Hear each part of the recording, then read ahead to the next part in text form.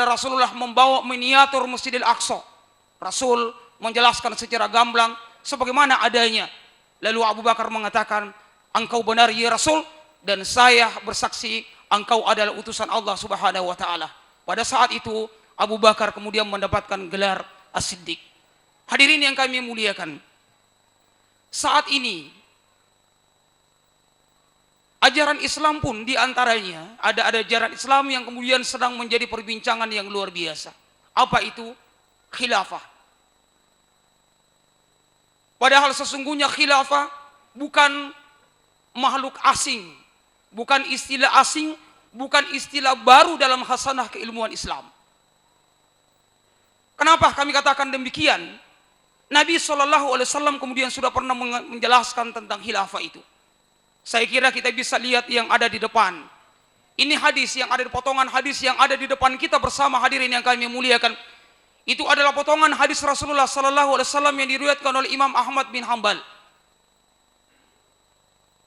Takunu nubuwatu fikum masyaallahu an takun. Thumma yarfa'uha Allahu idza syaa ay yarfa'uha, thumma takunu khilafatan ala minhajin nubuwah. Bahkan dalam hadis ini kalau kita lanjutkan lagi, Nabi bukan hanya menjelaskan tentang khilafah itu, tapi beliau juga kemudian menjelaskan dan memberikan bisyarah kepada kita, kabar gembira kepada kita bahwa khilafah itu akan kembali tegak. Setelah Rasulullah mengatakan, "Tsumma khilafata ala minhajin nubuwah, tsumma sakat." Maka ini kemudian menjadi kabar gembira bagi kita. Hadirin yang kami muliakan, setelah Rasulullah SAW menjelaskan demikian, para alim ulama pun kemudian menjelaskan kata khilafah itu. Misalnya kita bisa lihat di dalam kitab Fiqhul Islamu Adillatuhu yang dikarang oleh Profesor Dr. Wahb Az-Zuhaili. Beliau mengatakan khilafah atau imaratul mu'minin adalah istilah atau sinonim yang memiliki makna yang sama. Ibnu Khaldun, hadirin yang kami muliakan, di dalam kitab Muqaddimah Ibnu Khaldun, beliau juga menjelaskan khilafatan an sahibi syar'i. Khilafah itu adalah pengganti pembuat syariah. Fi kharasatid din wa siyasatid dunya bihi, untuk menjaga agama dan mengatur dunia ini dengan agama. Hal yang sama hadirin yang kami muliakan disampaikan oleh Imam Al-Mawardi di dalam kitab Al-Ahkam As-Sultaniyah.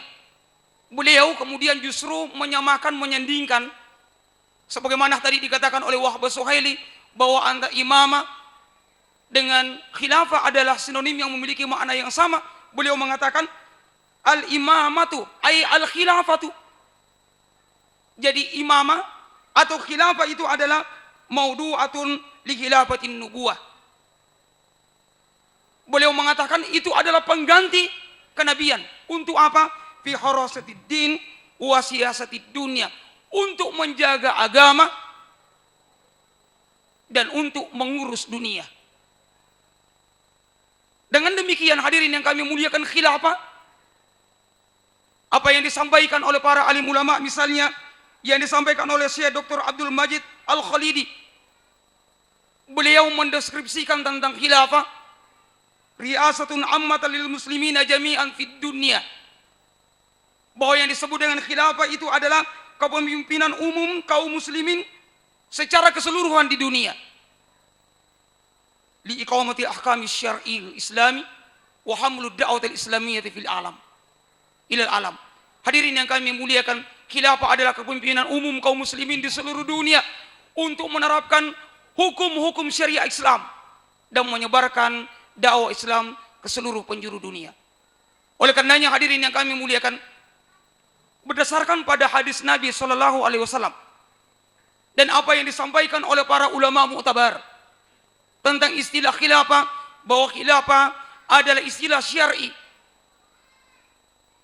Khilafah adalah bagian dari ajaran Islam, sebagaimana sholat, sebagaimana puasa, sebagaimana zakat, sebagaimana haji. Bahkan kalau kita melihat di dalam syariat Islam, menegakkan dan memperjuangkan khilafah itu hukumnya adalah wajib.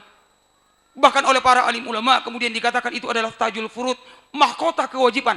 Betapa tidak, hadirin yang kami muliakan, ketiadaan khilafah sebagaimana yang kita rasakan dan kita saksikan hari ini, betapa banyak hukum-hukum syariat Islam dalam bidang pendidikan, dalam bidang pemerintahan, dalam bidang ekonomi, dalam bidang sosial, dalam bidang hukum. Itu kemudian ayat-ayat itu atau aturan-aturan itu hanya kita baca dan tidak bisa diterapkan dalam kehidupan kita. Kita bisa melihat misalnya negara dalam bidang pendidikan justru menerapkan sistem pendidikan sekuler. Dalam bidang ekonomi, negara menggunakan sistem ekonomi kapitalis neoliberalisme.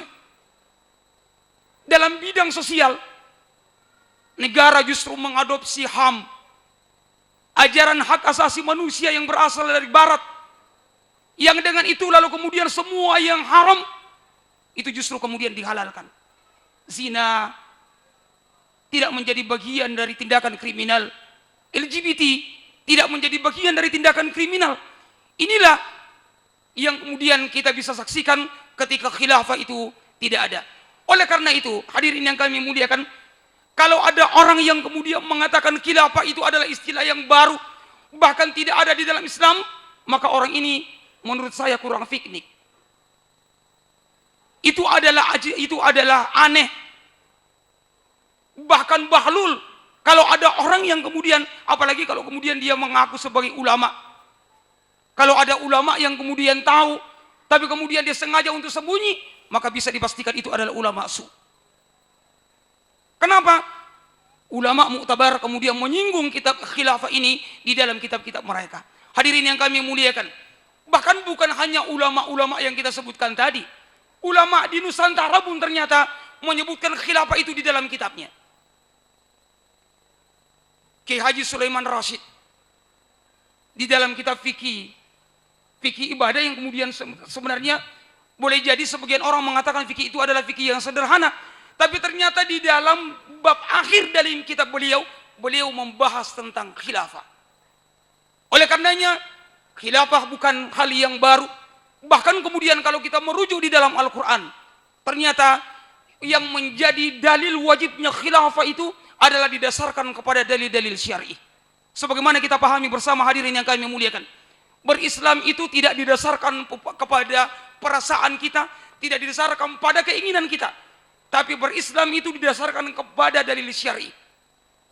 Dan sebagaimana yang kita maklum bahwa ulama, terutama dari kalangan ulama ahlu sunnah wal jamaah, telah menyepakati dalil syar'i itu ada 4. Ada Al-Quran, ada sunnah, ada ijma' dan ada qiyas.